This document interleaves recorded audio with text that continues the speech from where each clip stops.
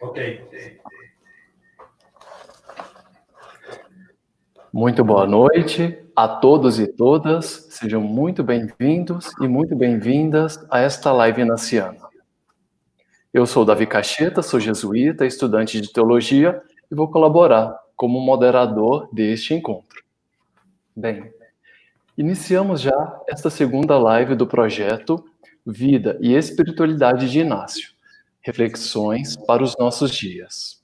Essa é uma ação da Rede Servir, com o intuito de refletir e celebrar a história de vida e a espiritualidade de Santo Inácio de Loyola, cuja festa litúrgica celebramos neste mês de dia 31 de julho. Antes, uma breve palavra sobre a Rede Servir. A Rede Servir é a rede do serviço para colaboração, serviço da fé e espiritualidade. Esse serviço é integrado por diversas obras da Companhia de Jesus. O Centro Loyola de Belo Horizonte, o Centro Loyola do Rio de Janeiro, o Centro Loyola de Goiânia. Também o Serviço Inaciano de Espiritualidade, o CIES de Salvador, o CIES de Fortaleza, o CIES de Manaus, a CVX Nacional. Também compõe essa rede as diversas casas de retiro da província e outros grupos e pessoas de inspiração e espiritualidade inacianas.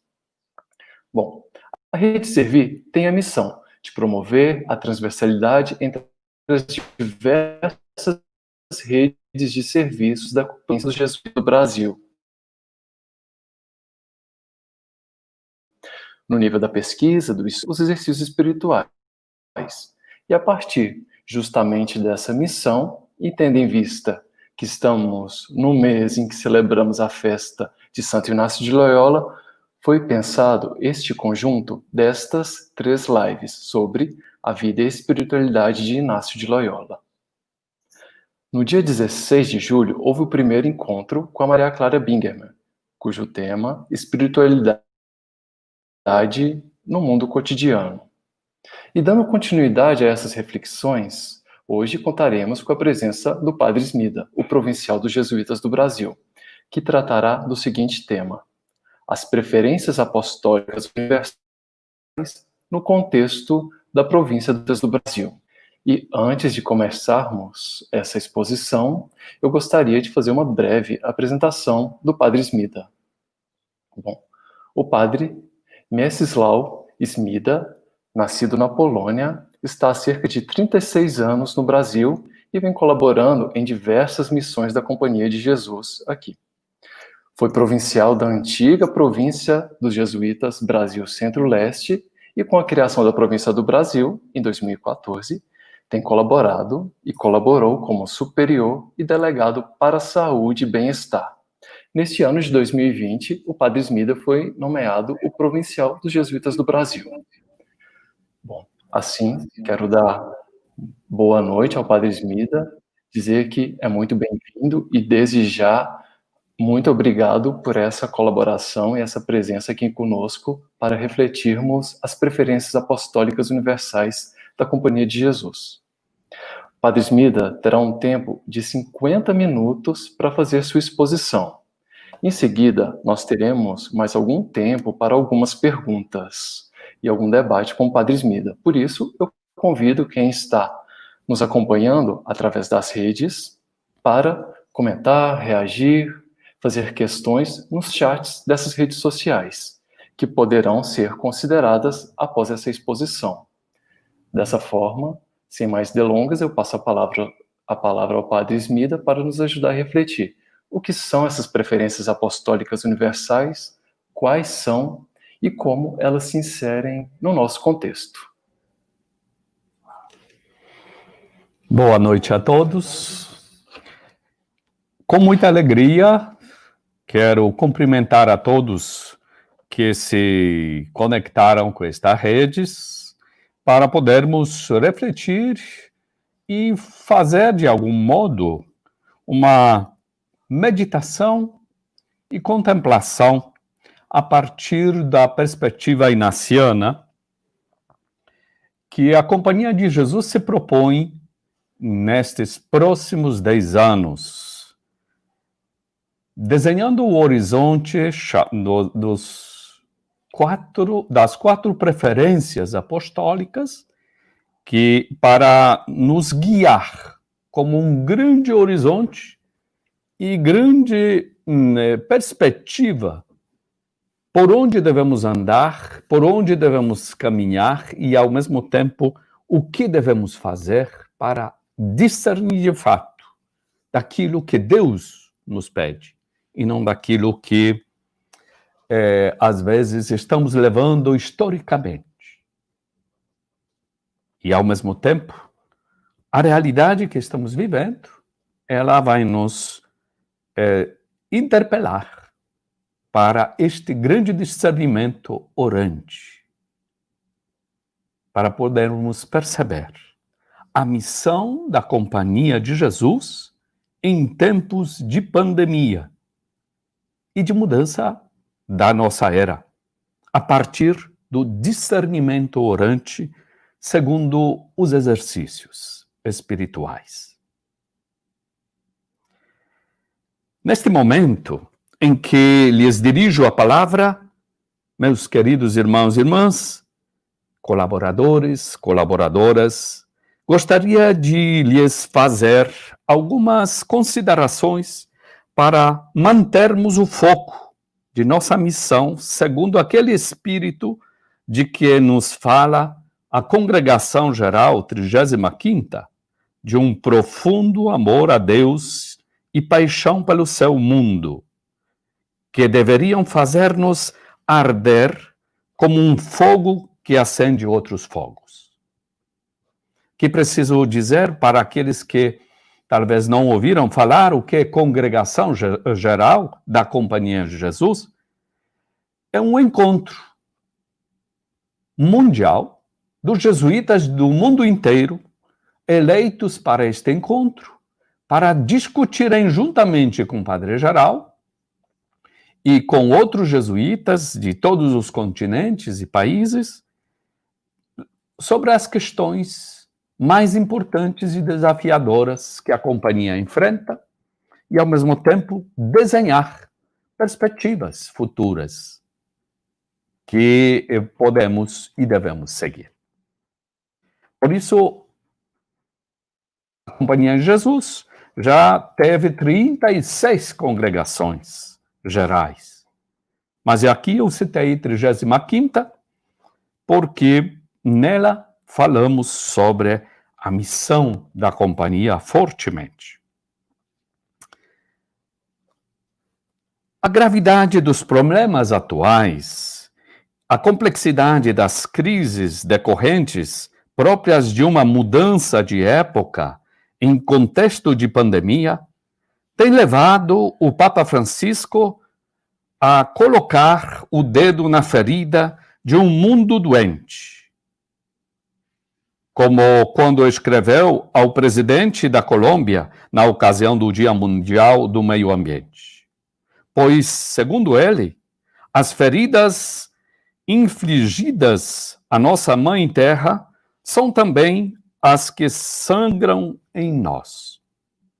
Não podemos nos fingir saudáveis em um mundo doente, insistiu o Papa. Da mesma maneira, a economia globalizada é uma economia doente, quando os mercados financeiros contam mais do que as pessoas, finaliza o Papa. A Congregação 35ª nos alertava sobre a magnitude do desafio apostólico de enfrentarmos deste nosso mundo dilacerado pela violência, pela luta e pela divisão, fraturado e fragmentado, com fronteiras de diversas ordens. Tudo isso ganha uma exigência ainda maior para exercermos o nosso apostolado em chave de reconciliação, de lançar pontes e de atravessar fronteiras. De fato, assumimos que essa nossa missão nos compromete a estabelecer relações justas com Deus, com os outros e com a criação, tendo de enfrentar um mundo agravado pelas suas inúmeras feridas abertas e pela pandemia nestes últimos meses. O estado de pandemia causado pelo Covid-19 expôs a paralisia de um mundo que, de algum modo, agonizava sem poder recorrer às UTIs, nem aos respiradores, muito menos à economia de mercado, para se salvar de tão dilacerado e ofegante que se encontra pelas desigualdades sociais gritantes e pela destruição ambiental dos ecossistemas, que ameaçam o futuro das novas gerações no planeta. Torna-se ainda mais premente encarar esses grandes desafios para a nossa missão como Companhia de Jesus. Nos últimos anos, a Companhia de Jesus se defronta com os acontecimentos das mudanças no mundo e na Igreja, colocando-se em atitude de discernimento na busca da vontade de Deus para descobrir por onde Deus nos quer conduzir, como um corpo apostólico e não só pessoas individuais. Olhando a realidade mundial e as verdadeiras necessidades das pessoas, a companhia discerniu e optou por 4 preferências apostólicas, como grandes horizontes e fontes vitais da ação de todo o corpo apostólico da Companhia de Jesus. Por isso, vamos tratar estas 4 preferências como grande fonte da unidade, de um grande horizonte, do olhar para todos nós, inacianos, para podermos fazer as coisas, trabalhar sempre com pano de fundo destas 4 preferências. São elas. Primeira, mostrar o caminho para Deus mediante os exercícios espirituais e o discernimento. A segunda preferência é caminhar junto aos pobres, os descartados pelo mundo, os vulnerados em sua dignidade, numa missão de reconciliação e justiça. Terceiro, acompanhar os jovens na criação de um futuro cheio de esperança.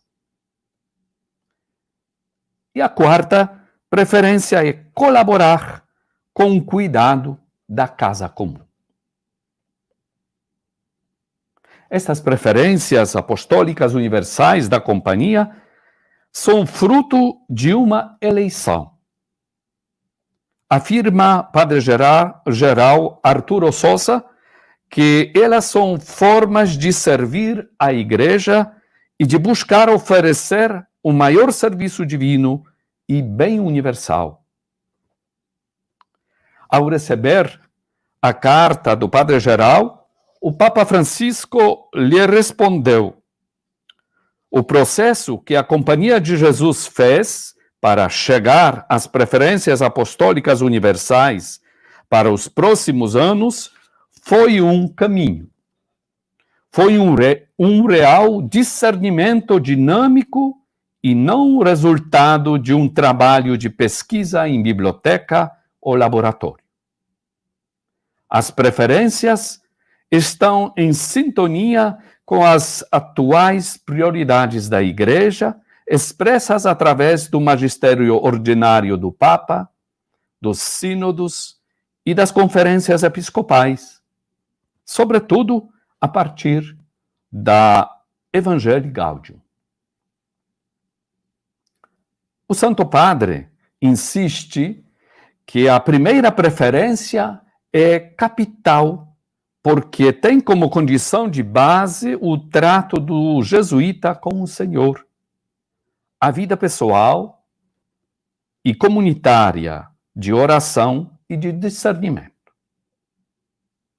E afirma que sem esta atitude orante, tudo o mais não funciona. Nem social, nem trabalho com juventude, nem trabalho ecológico. Para ser eclesial com espiritualidade naciana, precisa ser orante e discernido. Por isso, gostaria de me deter nesta nossa primeira preferência,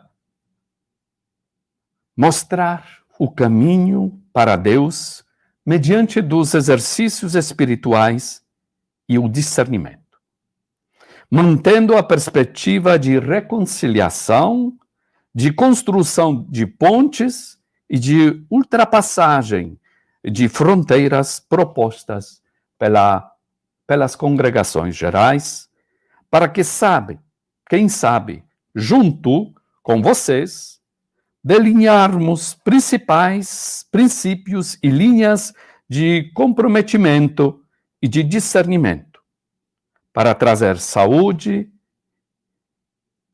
e interesse a esse corpo doente e dilacerado do nosso mundo. Porém, o mundo também, muito amado, o mundo perdoado e mundo cuidado por Deus. Não podemos olhar a criação, a outra pessoa, como inimigo, ou para ser explorado, mas como irmão, como criação que me serve para a vida, que possibilita a viver com dignidade a mim e aos outros. Essa é a perspectiva. Por isso, a cura do paralítico, como paradigma de nossa vocação para a missão, pode nos ajudar a perceber por onde nós nos colocamos nesta perspectiva, como mostrar o caminho para Deus, como ensinar aos outros, ou melhor dizer, acompanhar aos outros na busca deste caminho.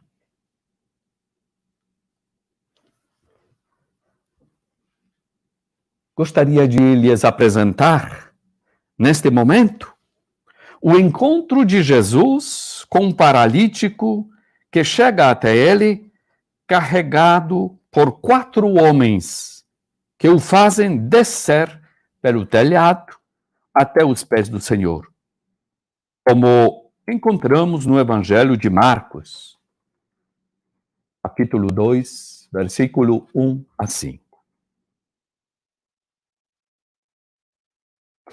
Ele é conduzido pela fé de seus companheiros peregrinos. Estão certos de que Jesus pode curá-los. Eles se mobilizam como padioleiros, esta antiga palavra interessante, aqueles que carregam a maca, aqueles que pegam outro enfermo para levar e cuidar e curar. A oferecer ao paralítico a oportunidade da reconciliação com Deus e da cura. E para isso, estão dispostos a lançar uma ponte entre ele e Jesus.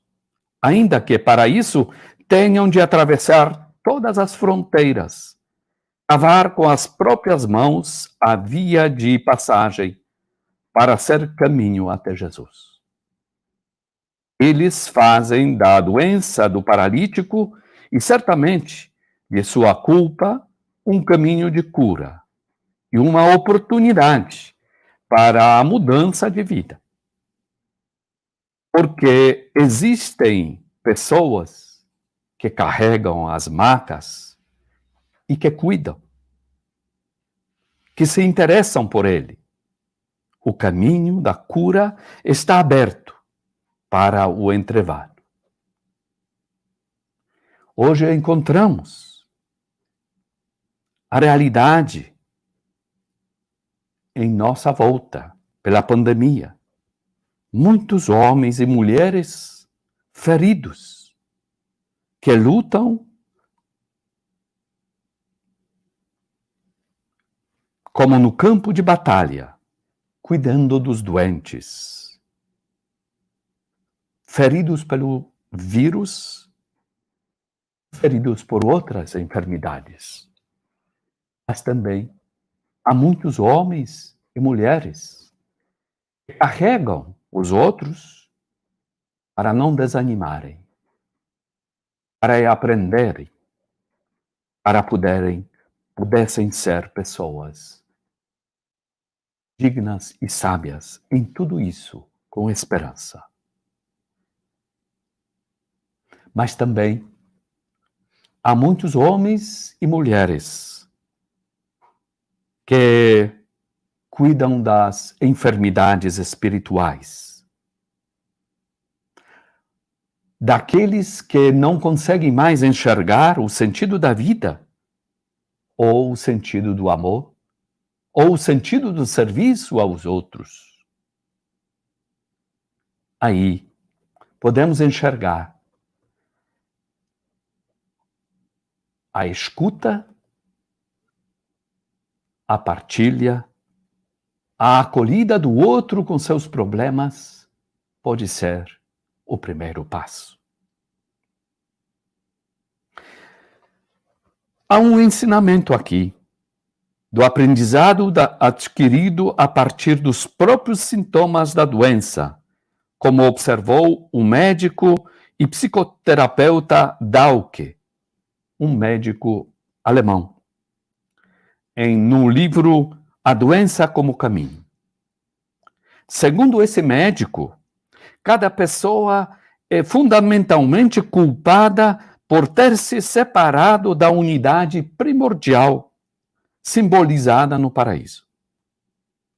Ser culpado não é uma questão de pequenas ou grandes faltas cometidas na vida cotidiana, mas de algo fundamental. A culpa humana primordial reside no abandono da unidade como ser humano. Podemos dizer que a doença é o abandono da unidade primordial do princípio e fundamento do para quê. Para quê da existência humana. Adoecemos quando abandonamos nosso arquê e nosso telos. Quando Deus é abandonado, esquecido ou não é conhecido, tampouco amado. E quando as outras relações não estão estruturadas pela primeira e fundamental, de Deus como Pai e Criador de tudo, segundo a gratitude deliberada de seu amor, tudo se desune, se separa. Jesus não cura primeiramente a doença, a paralisia.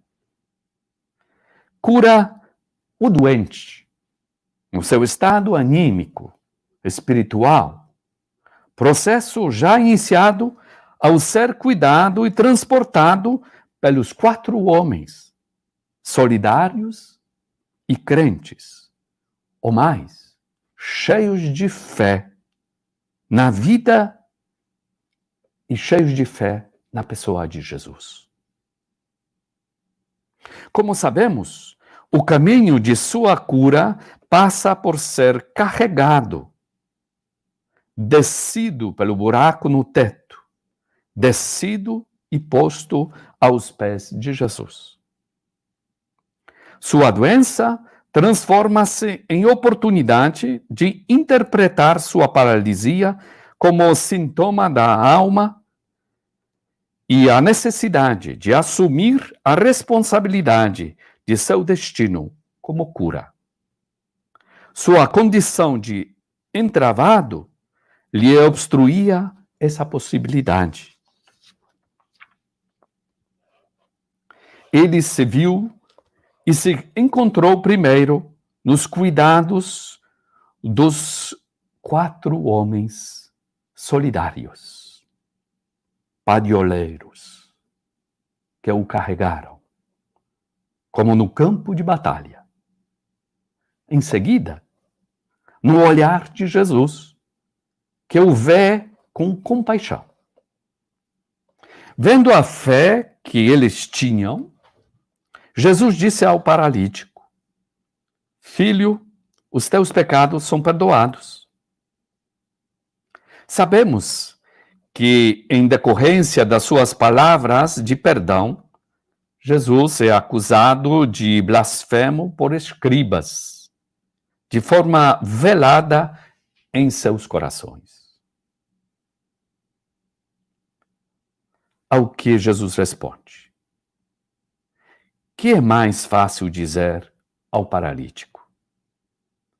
Os teus pecados são perdoados? Ou levanta-te, pega a tua maca e anda? Ora, para que saibais que o Filho do Homem tem na terra poder para perdoar pecados, disse ao paralítico: eu te digo, levanta-te, pega a tua maca e vai para casa. O paralítico se levantou e, à vista de todos, saiu carregando a maca.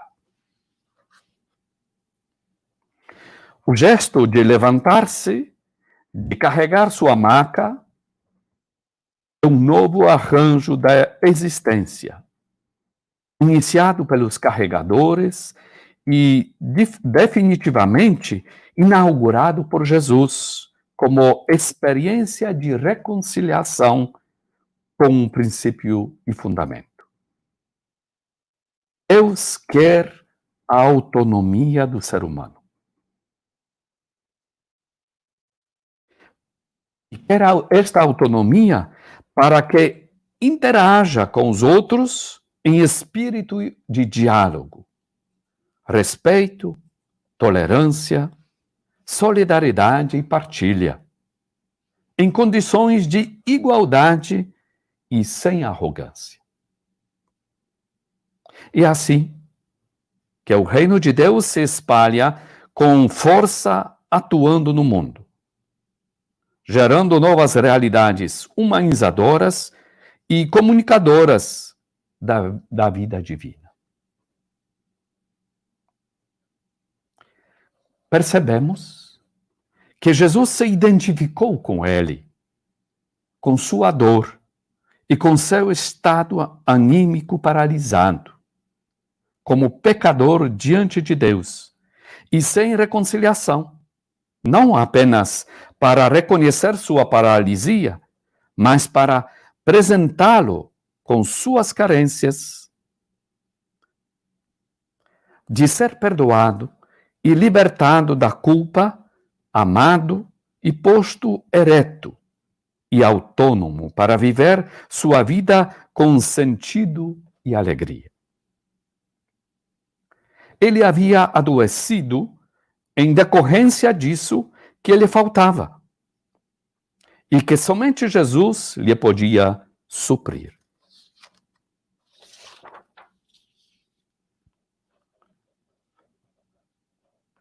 Olhando este texto e olhando a misericórdia, a compaixão de Jesus, mas olhando a realidade daqueles que servem, mostraram o caminho para Deus. Aquele que não sabia ou não conseguia sozinho. Então, nós hoje somos padioleiros, equipados com nossa espiritualidade e nosso discernimento orante, como ignacianos. Temos estas ferramentas e não podemos guardar para nós.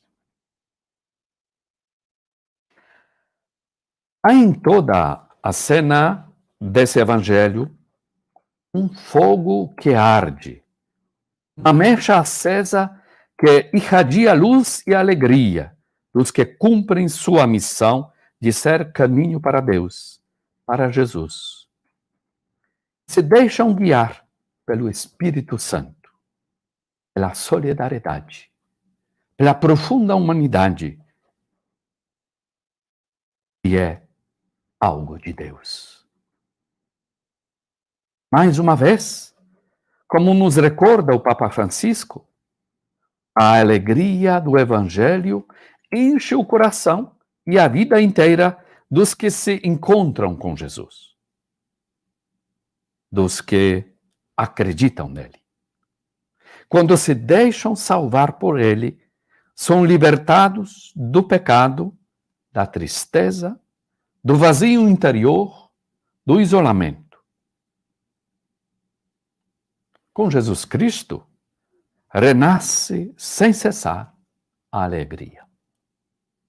Estas são as palavras do Papa na Evangelho Gaudium.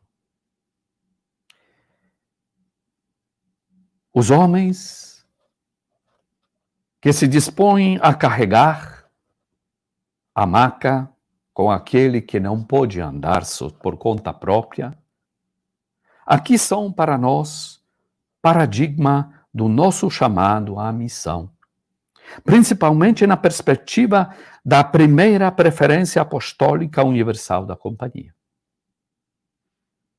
O que foi que equipou aqueles homens para que tomassem tal iniciativa? Que zelo os movia para carregar este homem entravado? Não importando a distância nem as dificuldades. A fé que manifestam, reconhecida por Jesus, é como de nosso povo.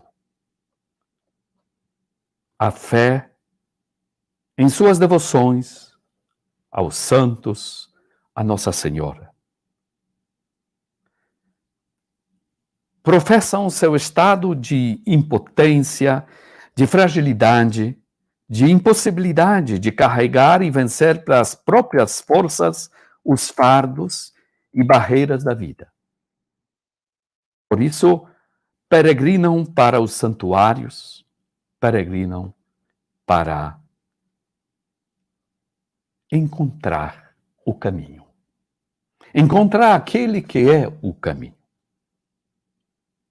Muitos até cumprem as promessas, se obrigam para ir e realizar em nome da fé, em nome do amor. Aquilo que com suas próprias forças não conseguem. Ali depositam tudo aos pés de Nossa Senhora e do bom Jesus. Professar essa impotência e fraqueza é força da humanidade e da humildade e na fé. Nós todos temos pontos fracos. Nos falta força para vivermos com toda a dignidade. Mas quem crê e quem reza por outro,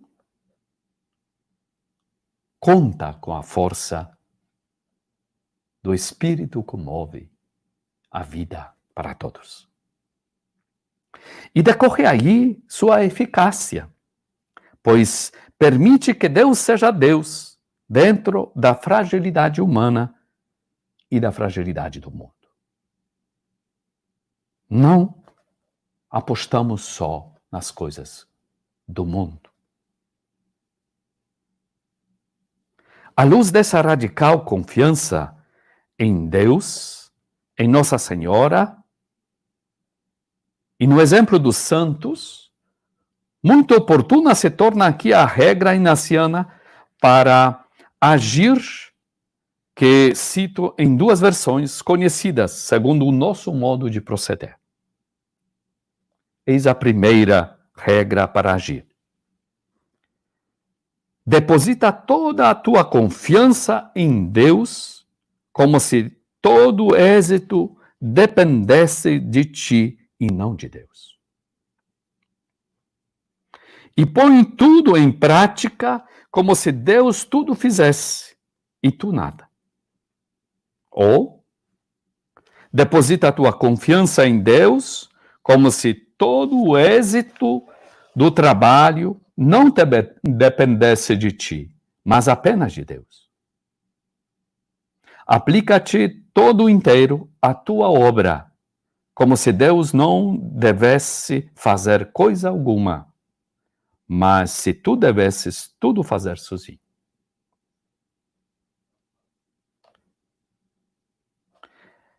Padre Libânio, no seu comentário, um grande teólogo, que tanto trabalhou na FAGE, destaca, comentando estas duas regras, a ideia central consiste em confiar em Deus de tal modo que se Ele fizesse tudo e não cooperar, como se tudo dependesse de nós. Em toda atividade é preciso estarmos conscientes de que Deus faz tudo e de que no auge da confiança de Deus que no auge da confiança de Deus não devemos esquecer a própria cooperação. Nosso modo de proceder em missão, como inacianos, se fundamenta em nosso maior legado, como companhia, que são os exercícios espirituais e o discernimento orante a que eles nos conduzem.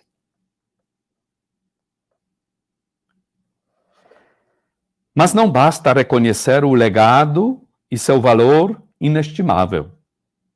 É necessário se apropriar dele de forma constante, permanente, segundo o espírito do Evangelho e das grandes questões que as realidades de hoje nos confrontam, como estado de sofrimento e desigualdade, isolamento, rupturas, intolerâncias, ódios, divisões e muitas enfermidades e grande crise socioambiental.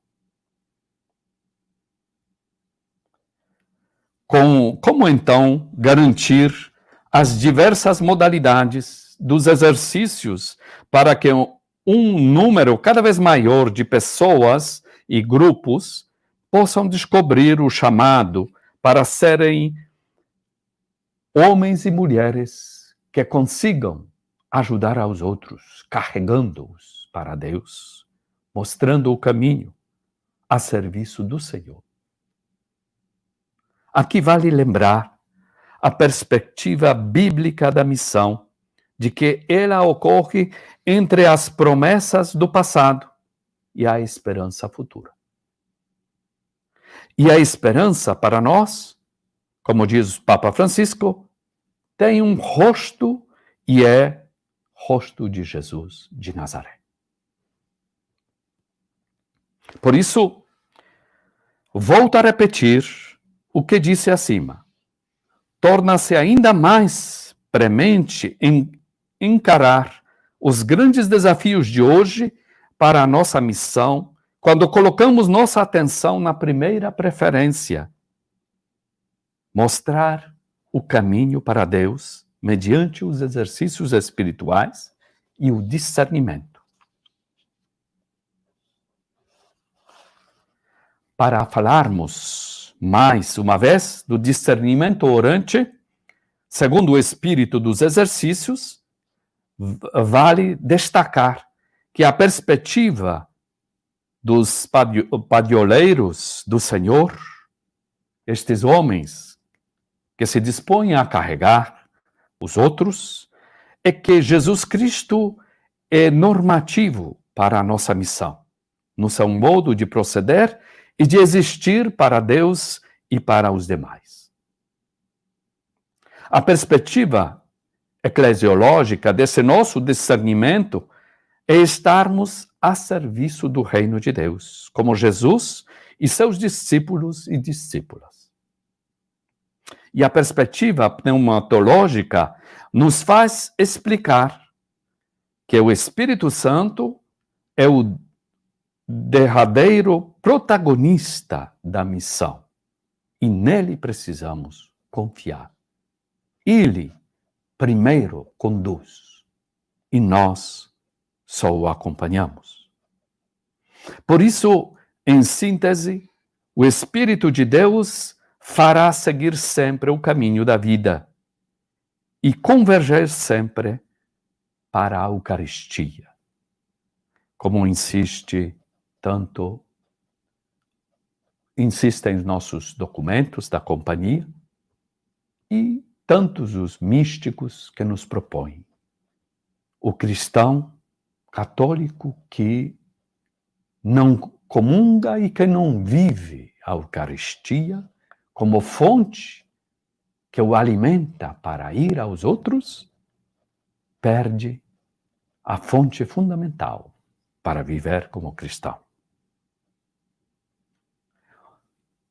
E percebamos que o espírito do mal, ao contrário, segue sempre o caminho da divisão e da morte. Nós corremos o risco, neste mundo de pandemia, de tantas confusões, de todo tipo, de falta de informação ou desinformação. Não podemos nos deixar levar pelo espírito de divisão, porque isso leva à morte. Precisamos nos levar para o espírito da busca daquilo que é de Deus, da unidade, da busca da presença de Deus, da presença de vida, do serviço e, acima de tudo, do amor pelo outro. Ainda, segundo a nossa espiritualidade, vale lembrar que dela decorrem duas possibilidades para o discernimento orante. Discernir é focar a eleição, no sentido inaciano dos exercícios, de encontrar a vontade de Deus, seja para eleger um estado de vida ou purificar um estado de vida já escolhido. Mas discernir é também pôr a vida em crise. Suspeitar do normal, do natural, para confrontar-se com a cruz de Jesus Cristo. Isso é cristão. Se em todas as nossas opções não aparece a cruz, precisamos desconfiar, pelo menos, que pode não ser o caminho evangélico, é o caminho de Jesus Cristo que estamos seguindo. A cruz é o sinal que vamos enfrentar os desafios para servir, para amar, para partilhar a vida. Nela, as formas de poder exercidas para a exploração, dominação, destruição, estão radicalmente negadas, porque meio da afirmação do poder é o amor. O amor nos distingue de todos os outros poderes. Daí que discernir é submeter a juízo nosso modo de estar na vida, para evitar autoengano e mascararmos a realidade na nossa vida.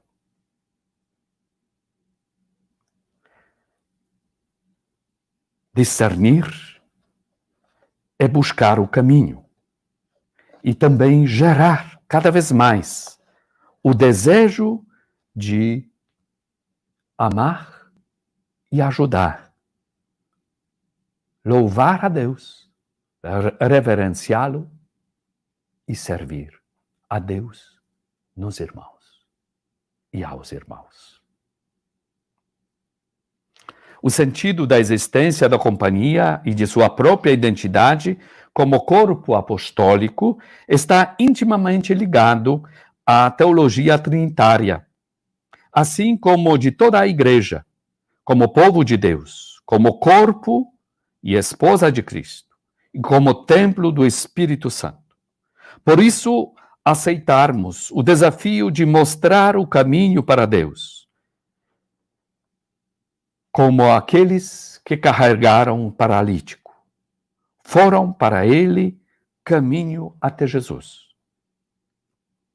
É se alimentar da vida de oração e do discernimento, tendo em vista o chamado que a Trindade faz para toda a humanidade e, em certa medida, a toda a criação. Ver a Deus em todas as coisas e todas as coisas em Deus. Participar do comúnio trinitário, para que Deus seja tudo em todos. Sabemos que na Santíssima Trindade não há retenção, mas doação plena das três pessoas entre si, em união, comunhão e distinção, uma circulação total da vida e uma coigualdade perfeita entre as pessoas. Conhecemos a Trindade nessa comunhão, na medida em que amamos a Deus pelo louvor, reverência e serviço. Conhecemos para participar desta comunhão divina e sermos divinizados com mais dignidade por este amor. Eis o sentido de vida eterna, como nos revela o Evangelho de São João. Deste modo, o encontro com Deus uno e trino é para ser experimentado como salvação de tudo o que nos impede de nos humanizarmos e de nos realizarmos como seres plenamente humanos, pessoas que encontram alegria e realização na vida, em sociedade e enquanto humanidade no planeta, sem privilégios, nem opressão, de forma alguma que seja. Simplesmente sermos irmãos. Como então fixar o foco de nossa missão a serviço dessa grande vocação, ao mesmo tempo humana e divina, de fazer reconciliar o mundo, a sociedade e os homens e mulheres de toda a terra, como com Deus uno e trino, com a criação e com todos os seres humanos. E a pergunta que precisamos nos fazer: como fazer esta missão? Sozinhos não damos conta. Mas juntando as nossas forças, sim, podemos. Com certeza, é tarefa primeiramente divina. Deus conta conosco, com seus padoleiros dedicados, destemidos, arrojados e absolutamente simples. Simples como as pombas que pousam nos telhados com suavidade. Porém, prudentes como as serpentes, como pessoas que abrem brechas e buracos, transcendem fronteiras, pensam um inusitado para que a humanidade sofrida abatida encontre repouso e cura em Deus, que é amor. Por isso nós, como Companhia do Brasil, já estamos em processo deste discernimento orante, para vermos o que com a Companhia de Jesus do Brasil possa realizar mais, e o que Deus quer de nós, na Igreja do Brasil, no Brasil como nosso país de tanta gente que busca a vivência espiritual, que busca o caminho de Deus, que busca a vida plena. Iniciamos em vários grupos, que em setembro devemos terminar a primeira fase, para podermos passar a segunda fase e discutir com todos que queiram nos ajudar. Por onde devemos atuar no concreto, na educação, na espiritualidade, nas paróquias, no social, com juventude e talvez, principalmente, abrangendo a todas as questões onde os outros não vão. Nós, como companhia, queremos nos dispor e caminhar e ajudar aos outros. Mas, acima de tudo, ensinar e conduzir pelo caminho que o Espírito Santo nos mostra. E mostrar o rosto de Jesus Cristo de Nazaré e Jesus Cristo que está presente no nosso meio, com seu amor e sua misericórdia. Muito obrigado. Espero que estas reflexões possam nos ajudar a pensarmos juntos, porque nós, como companhia, contamos com todos que comungam com o nosso olhar inaciano para podermos fazer a diferença no mundo. Muito obrigado.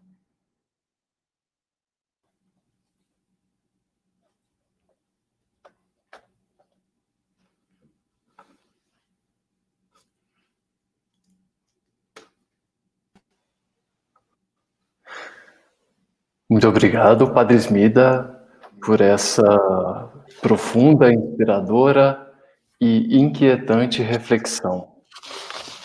De fato, foram palavras muito inspiradoras e também foi uma excelente provocação para escutarmos as palavras de Cristo, suas palavras, para irmos além das nossas paralisias e servirmos juntos nessa missão de Cristo. Que lindo como nossa espiritualidade, os exercícios, o discernimento espiritual são coisas para nos ajudar a servir melhor nessa missão. Bom, são mais de 300 pessoas que estão nos acompanhando nesta noite, nesta segunda live, leigas, leigos, jesuítas de diversos lugares do Brasil. Muitas pessoas estão postando comentários nas redes sociais, destacando a importância das preferências apostólicas universais da companhia. E também muitos comentários parabenizando e agradecendo ao Padre Smida por essas palavras. Eu convido todas a todas para continuar reagindo nos chats das redes sociais, com comentários, questões, são muito bem-vindos. E isso é importante para irmos aprofundando as reflexões desta noite. Bom, vamos dialogar então algumas perguntas que já nos foram enviadas.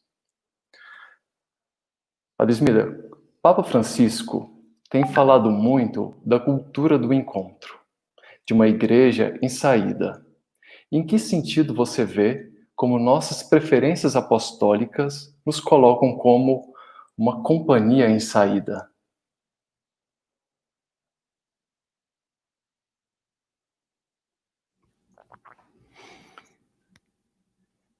a igreja em saída é, antes de tudo, a igreja que não se feche nas suas estruturas e só dentro daqueles que já estão como rebanho. Nosso país, eu vou falar só do país aqui, que sinto, é um país chamado católico, pelo menos, podemos afirmar com certeza, na absoluta maioria, é o país cristão. Nem todos são católicos. E, justamente, nós não devemos ficar mais centrados, como companhia, pensando só para dentro, para manter a comunidade cristã só em torno de si, mas nos tornar testemunhas no mundo que vivemos. Porque, como falamos, o mundo, e muitos pregam que o mundo é perdido, o mundo está ruim o tempo todo. E, de fato, tem muitas coisas ruins, tem muitas coisas que não se harmonizam. Mas, justamente, este mundo também nos é dado como oportunidade de viver, e viver com vida mais digna possível. Todo um mundo tecnológico, todo mundo de ciência, do conhecimento, nos abre os horizontes. Mas nós somos convidados para dialogar com este mundo. E por isso é tão importante para nós olharmos o mundo a partir da nossa casa. Fundamentalmente, olhando, e nós somos privilegiados, temos toda a Amazônia, para olhar a criação de Deus com toda a sua riqueza ecológica, mas também com todos os povos que nos são dados por riqueza. Povos originários, que precisamos ajudar a preservar, no sentido de dar oportunidades de eles viverem juntos no nosso país. E, ao mesmo tempo, igreja de saída vai se mostrar quando vamos ao encontro do outro. Vamos sem condenar, mas dialogar e escutar, acolher e amar de verdade daquilo que somos.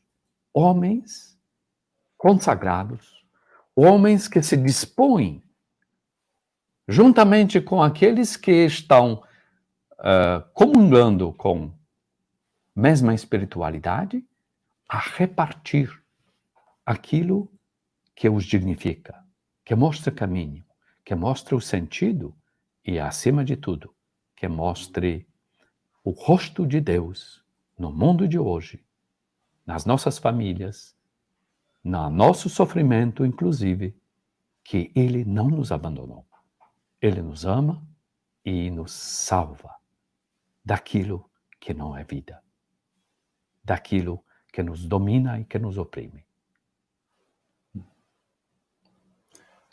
Obrigado, Padre Smida. Passo para a segunda pergunta do Paulo, das edições Loyola. Padre Smida, uma das preferências apostólicas nos fala de caminhar com a juventude. Qual a importância do diálogo entre as gerações?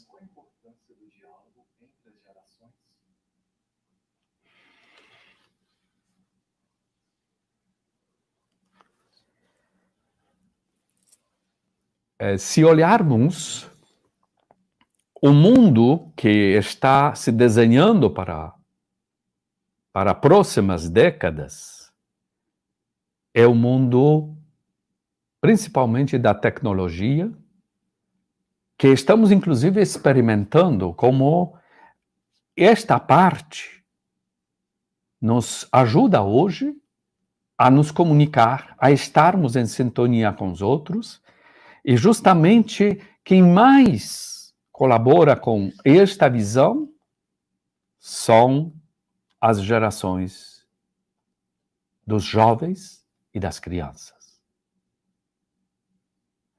Para este diálogo, o Papa Francisco propôs que, antes de tudo, precisamos ensinar os jovens a escutarem também aqueles que têm experiência, aqueles que já viveram e nos trouxeram este país, este mundo até agora.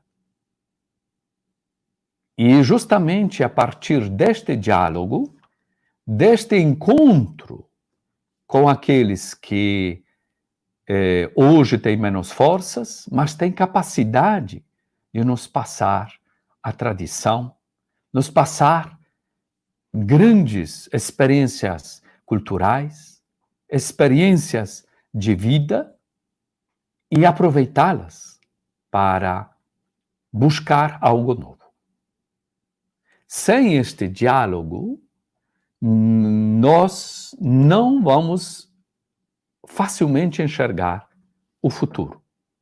Acredito que, no primeiro momento, nós, como Companhia de Jesus e todos os inacianos, devemos nos aproximar à juventude onde ela está. Na busca dos estudos, na busca do sentido da vida, mas também a juventude desesperada para a sobrevivência. E oferecer-lhes, cada vez mais, as oportunidades, que eles próprios descubram em si as forças que os movem para a vida mais plena. E a partir daí, nós podemos lhes mostrar mais os valores verdadeiros do sentido da vida. Principalmente do amor verdadeiro que passa pelo serviço e passa pelo respeito com o outro. E mais ainda, possam aprender que eles também vão envelhecer. E justamente o Papa Francisco, como o senhor idoso, nos encanta com esta vitalidade que nos desafia, não porque ele é importante, mas porque, através da sua fala, do seu testemunho, mostra o caminho de Deus. E mostra, principalmente, a presença de Jesus Cristo na vida.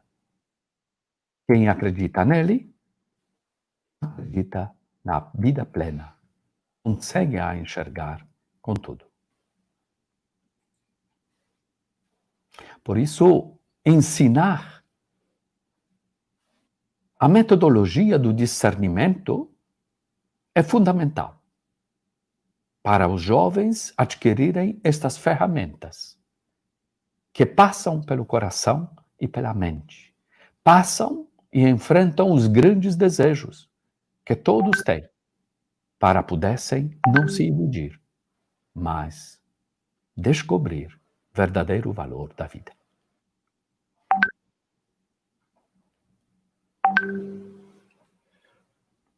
Obrigado, Padre Smida. Fazendo uma retificação e uma atualização, são mais de 450 pessoas que estão nos acompanhando.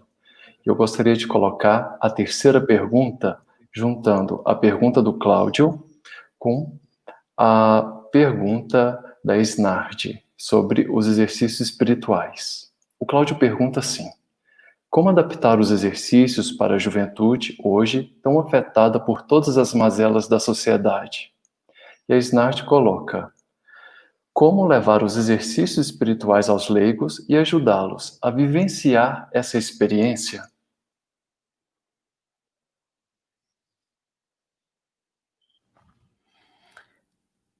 Não é fácil resposta, porque todos estamos buscando as formas mais adequadas de fazer que mais gente e mais pessoas, e principalmente mais juventude, descubra este método, este tesouro que a companhia e os inacianos, CVX e outros, guardam e têm este método para podermos o divulgar e, acima de tudo,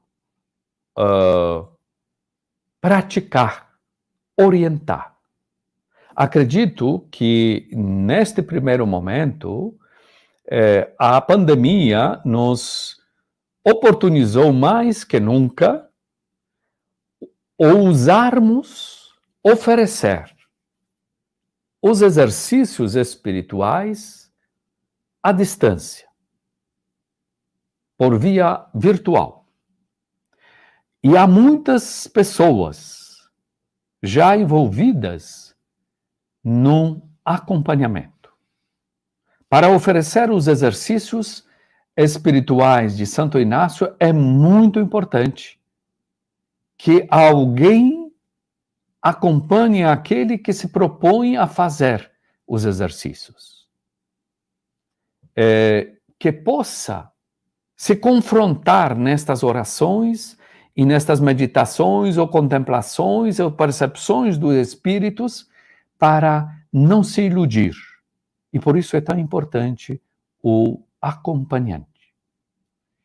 Acredito que podemos oferecer mais, não só nas nossas casas de retiros ou exercícios espirituais de espiritualidade, mas oferecer mais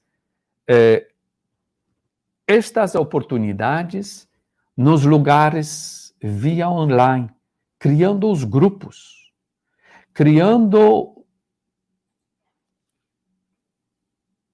espaços onde se possa rezar, onde se possa discernir, onde se possa a própria pessoa confrontar com ele mesmo, com o próprio Deus e com a própria realidade, olhando sempre a partir da metodologia inaciana, quem sou? Para onde Deus quer me enviar? Aonde eu coloco toda a minha força da vida para responder àquele que me chama para a vida, para o serviço, para a entrega da vida. Acredito também que já existem muitas modalidades dos exercícios, principalmente para os jovens, que poderíamos e deveríamos mais propagar. E isso é possível se nos organizemos por este serviço, a rede servir, para podermos nos mais unir e ser coerentes uns com os outros e nunca competir, mas divulgando como rede por todos os lados e multiplicando as nossas experiências. Esta é a imediata proposta. E as propostas mais profundas é preciso desafiar, principalmente os jovens, que façam experiência a partir do voluntariado, a partir do serviço aos outros, a buscar encontro com Deus através do irmão. E a partir daí, meditar, rezar e perceber que Deus se faz presente na vida de todos.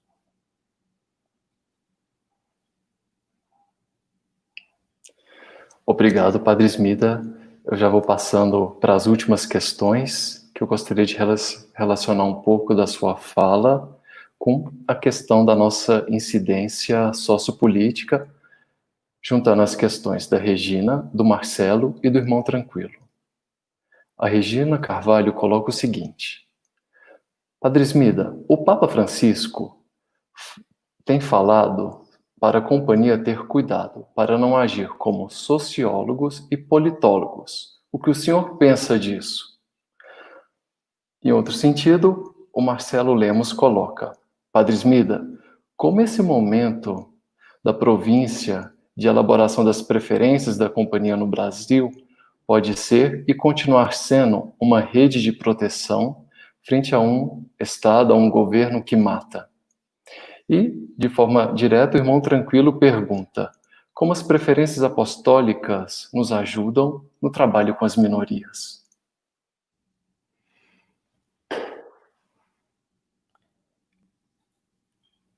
A Companhia de Jesus se propõe caminhar junto aos pobres, como vimos, os descartados pelo mundo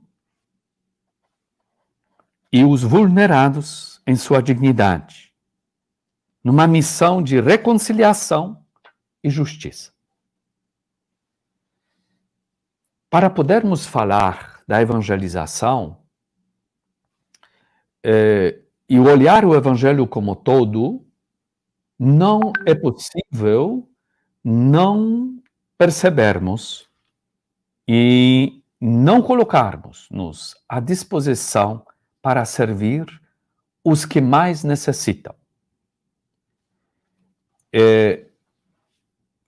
Infelizmente, num mundo com tantas oportunidades, num mundo de tanta comunicação, o que mais se percebe, e eu vivendo já aqui 36 anos neste país, vi enorme avanço nas melhorias e vejo, e também colaborei com certeza em alguma coisa, que podíamos e podemos fazer a favor do outro. Não simplesmente como esmola, mas é preciso que nós coloquemos as nossas forças para repartir e ensinar isso. Não é possível pregar o Evangelho fechando os olhos para aqueles que estão descartados, ou aqueles que não têm oportunidade, ou aqueles que não têm acesso à educação verdadeira, porque é o pecado maior que o mundo pode cometer, não dando oportunidades às crianças se alimentarem com qualidade. Não é possível pensar o mundo melhor e futuro melhor sem a educação de qualidade. E não é possível fechar os olhos naqueles que não encontram o espaço para preservar a sua dignidade pelo trabalho. Algo é necessário para ser feito.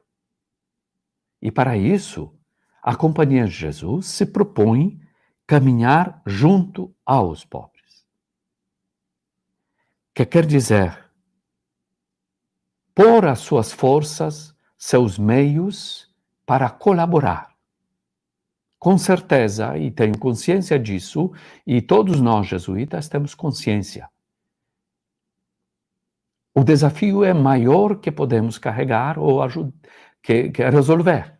Mas se nós provocarmos e educarmos, através da nossa ação, qualquer que seja, na paróquia, na ação social, na escola, na universidade, que as pessoas que se eduquem adquiram a consciência que nós temos nossa responsabilidade diante desta realidade, de fato, nós vamos ser críticos, mas nós não podemos ser aqueles que espalham o ódio, espalham a divisão, mas temos que ser questionadores e, ao mesmo tempo, mostrar que é possível fazer. E por isso eu vejo que na nossa província e no mundo inteiro estamos acolhendo os migrantes.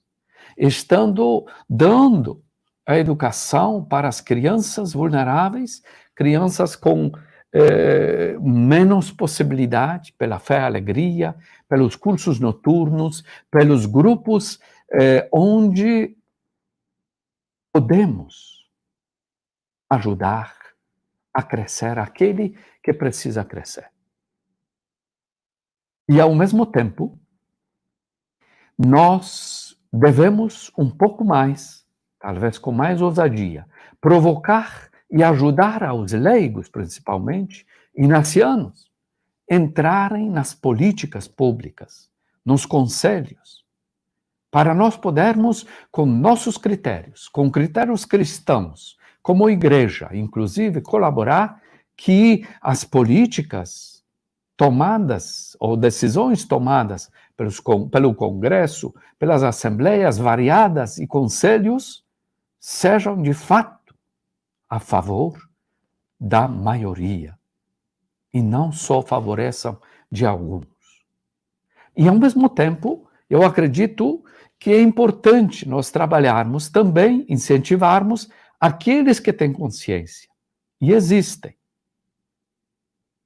empresários que têm valores cristãos que possam, de fato, lutar juntos com a igreja para podermos fazer deste nosso país um país de todos. Porque não nos falta comida, nos falta a distribuição, nos falta a educação, nos falta a corresponsabilidade mútua entre todos. Acredito profundamente nisso.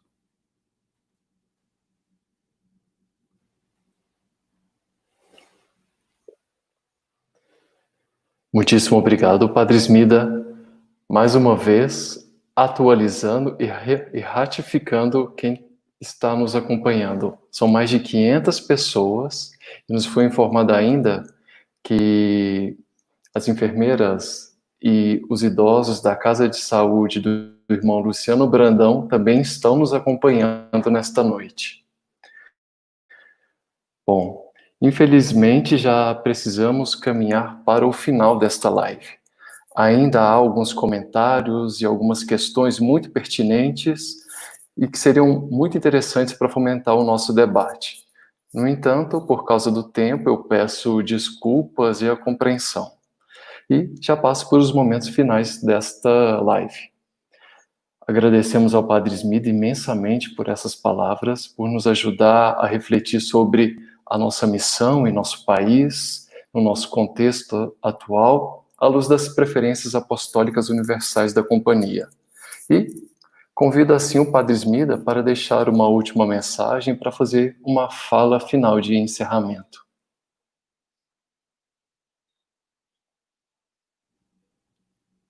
Acredito que estamos juntos para buscarmos o caminho por onde Deus quer nos conduzir. E o melhor caminho que nós, como inacianos, podemos fazer, nos colocar diante do Senhor e buscar ou deixar-se invadir pelo Espírito Santo, que nos move para a vida, que nos move para a unidade, que nos move para aprendermos, olhar o outro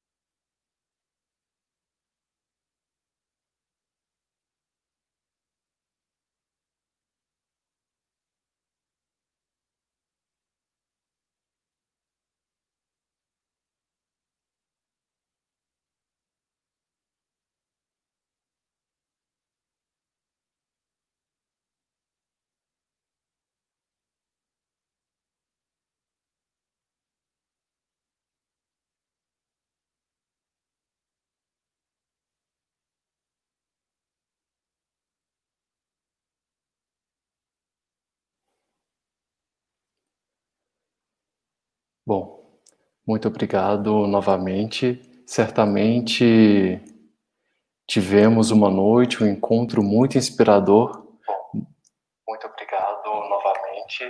Certamente foram muitas luzes para inspirar e iluminar os nossos caminhos de discernimento juntos uns com os outros. Bom, em nome da Rede Servir, já fazendo as últimas palavras, agradecemos imensamente ao Padre Smida por essa fala, por essa conferência, por esta noite junto conosco. Também, em nome da Rede Servir, agradecemos a todos e todas que estiveram nos acompanhando nesta noite. Agradecemos de forma especial também a equipe que tem colaborado para que esse projeto, a vida e a espiritualidade de Inácio, esteja acontecendo. Gratidão a toda a equipe de comunicação, a toda a equipe dos centros e serviços e comunidades que compõem a Rede Servir. Bom, passo para os avisos. Teremos a nossa terceira live na próxima semana, no dia 28 de julho, com o Padre André Araújo, cujo tema será Relendo Afetos e Reconstruindo o Projeto de Vida. Também já quero deixar o convite para a Missa de Santo Inácio, no dia 31 de julho, às 18 horas. Mais uma vez, boa noite a todos e gratidão por este momento.